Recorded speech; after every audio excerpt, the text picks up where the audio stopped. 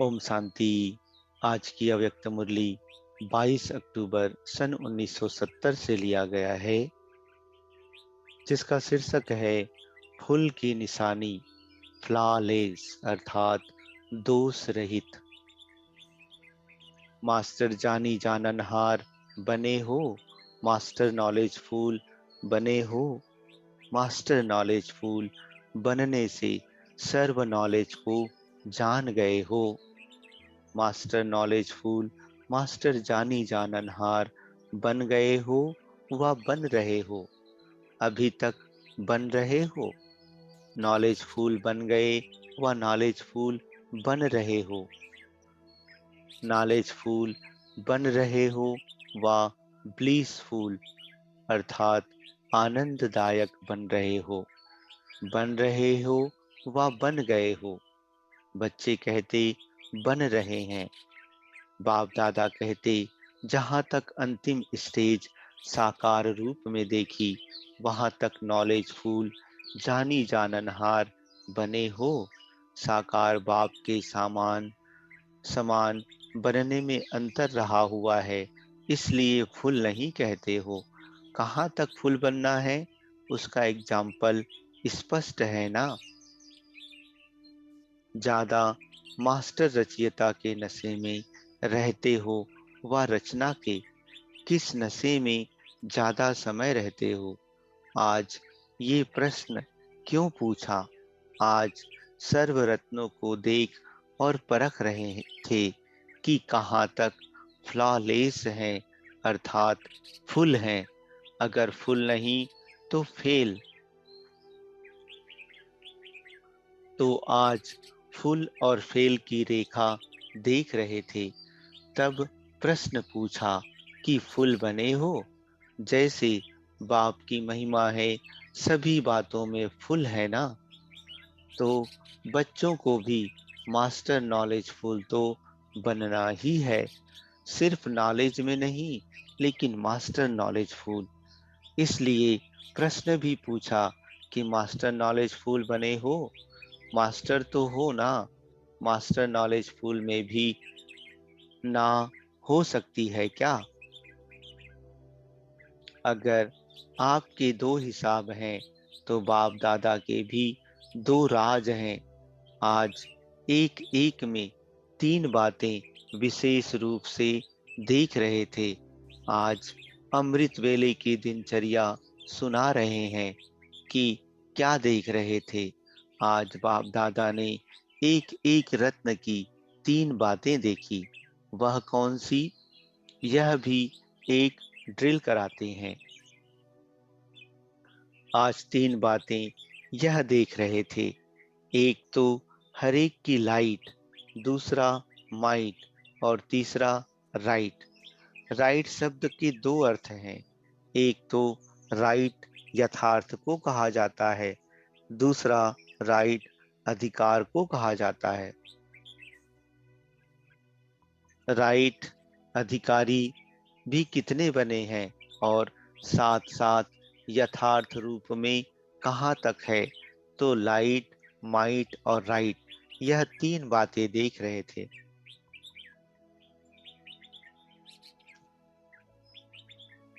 Result क्या निकली वह भी बताते हैं। अभी सर्विस बहुत की है ना, तो वह रिजल्ट देख रहे थे। अभी तक सिर्फ आवाज फैलने तक रिजल्ट है। आवाज फैलाने में पास हो, लेकिन आत्माओं को बाप के समीप लाने का आह्वान अभी करना है। आवाज फैला है, लेकिन आत्माओं का आह्वान करना है। आह्वान करना और बाप के समीप लाना, यह पुरुषार्थ अभी रहा हुआ है, क्योंकि स्वयं भी आवाज से परे रहने के इच्छुक हैं, अभ्यासी नहीं है। इसलिए आवाज से आवाज फैल रहा है। लेकिन जितना स्वयं आवाज से परे होकर संपूर्णता का आह्वान अपने में करेंगे, उतना आत्माओं का आह्वान कर सकेंगे। अभी भल आह्वान करते भी हो, लेकिन रिजल्ट आवागमन में है। आवागमन में आते भी हैं, जाते भी हैं, लेकिन आह्वान के बाद आहुति बन जाए, वह काम अभी करना है। नॉलेज की तरफ आकर्षित होते हैं, लेकिन नॉलेज फूल के ऊपर आकर्षित करना है। अभी तक मास्टर रचयिता कहाँ कहाँ रचना के आकर्षण में आकर्षित हो जाते हैं। इसलिए जो जितना और जैसा स्वयं है, उतना और वैसा ही सबूत दे रहे हैं। अभी तक शक्ति रूप सूरवीरता का स्वरूप नैनों और चैनों में नहीं है। शक्ति व सूरवीरता की सूरत ऐसी दिखाई दे जो कोई भी आसुरी लक्षण वाले हिम्मत ना रख सके। लेकिन अभी तक आसुरी लक्षण के साथ साथ आसुरी लक्षण वाले कहाँ कहाँ आकर्षित कर लेते हैं, जिसको रायल माया के रूप में आप कहते हो। वायुमंडल ऐसा था, वाइब्रेशन ऐसे थे, वह समस्या ऐसी थी, इसलिए हार हो गई। कारण देना गोया अपने को कारागार में दाखिल करना है। अब समय बीत चुका, अब कारण नहीं सुनेंगे। बहुत समय कारण सुने, लेकिन अब प्रत्यक्ष कार्य देखना है, न कि कारण। अभी थोड़े समय के अंदर धर्मराज का रूप प्रत्यक्ष अनुभव करेंगे, क्योंकि अब अंतिम समय है। अनुभव करेंगे कि इतना समय बाप के रूप में कारण भी सुने, स्नेह भी दिया, रहम भी किया, रियायत भी बहुत की, लेकिन अभी यह दिन बहुत थोड़े रह गए हैं। फिर अनुभव करेंगे कि एक संकल्प के भूल एक का 100 गुना दंड कैसे मिलता है। अभी अभी किया और अभी अभी इसका फल व दंड प्रत्यक्ष रूप में अनुभव करेंगे। अभी वह समय बहुत जल्दी आने वाला है, इसलिए बाप दादा सूचना देते हैं, क्योंकि फिर भी बाप दादा बच्चों के स्नेही हैं। अब मास्टर रचयितापन का नशा धारण कर रचना के सर्व आकर्षण से अपने को दूर करते जाओ। बाप के आगे रचना हो, लेकिन अब समय ऐसा आने वाला है जो मास्टर रचयिता मास्टर नॉलेज फूल बनकर उस आकर्षक पावरफुल स्थिति में स्थित ना रहे, तो रचना और भी भिन्न भिन्न रंग ढंग रूप और रचेगी। इसलिए फूल बनने के लिए स्टेज पर पूरी रीति हो, पूरी रीति स्थित हो जाओ, तो फिर कहाँ भी फेल नहीं होंगे।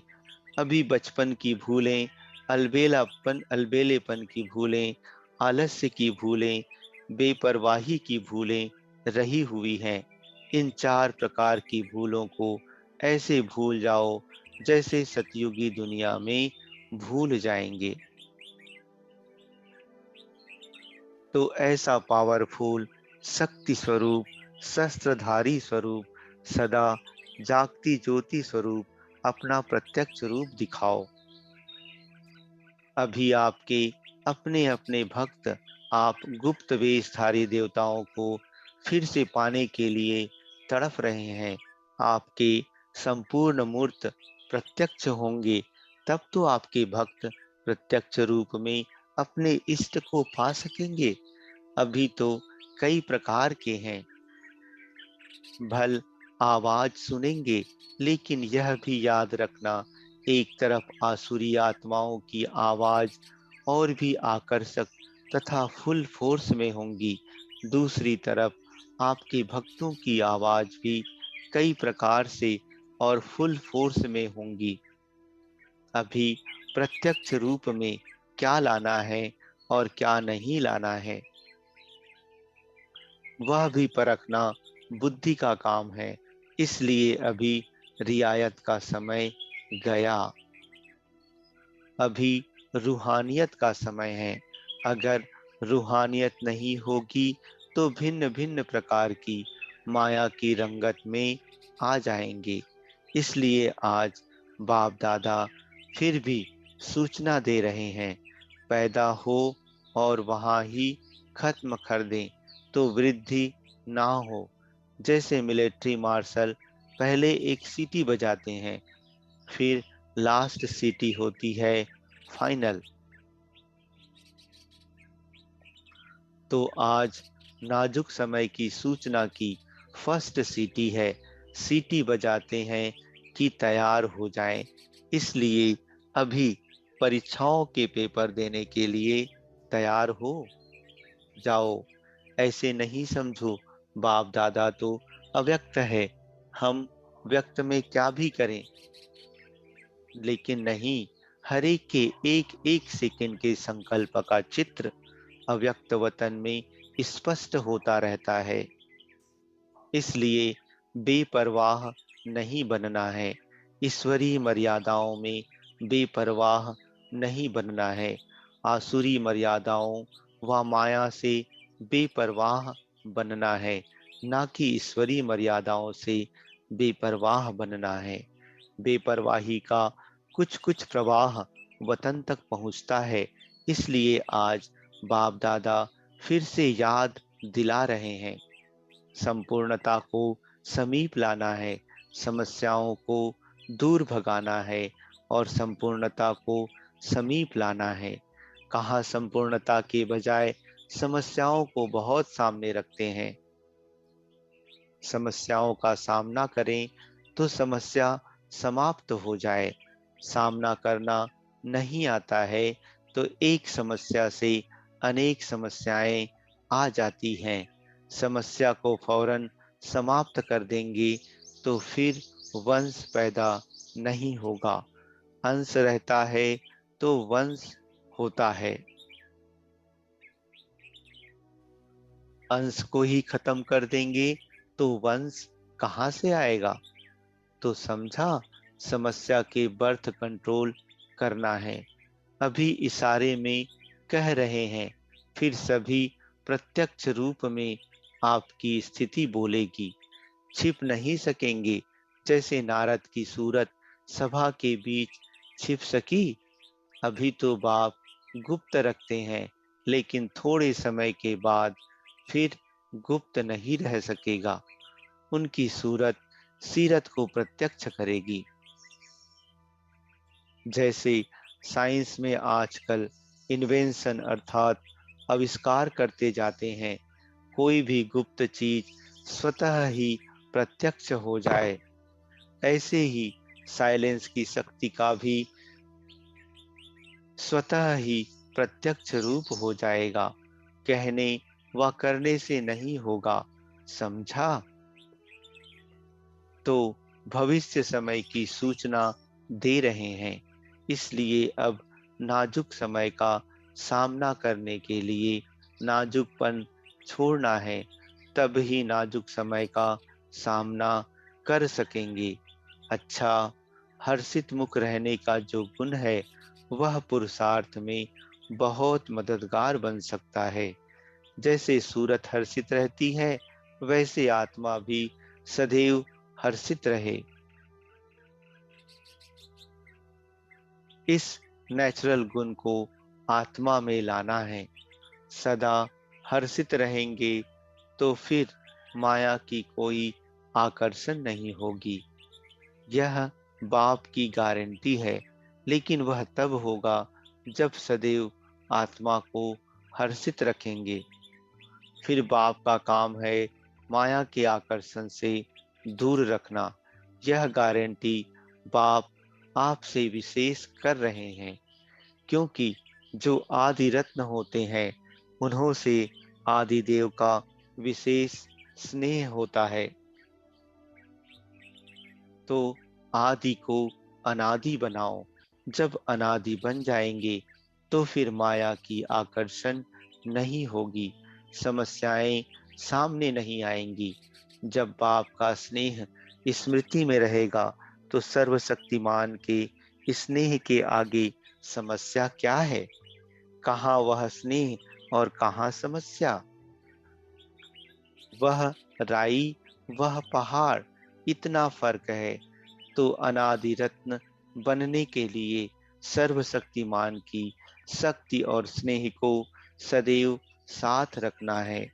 अपने को अकेला कभी भी नहीं समझो। साथी के बिना जीवन का एक सेकेंड भी ना हो। जो स्नेही साथी होते हैं वह अलग नहीं होते हैं। साथी को साथ न रखने से, अकेला होने से माया जीत लेती है। अच्छा, ओम शांति।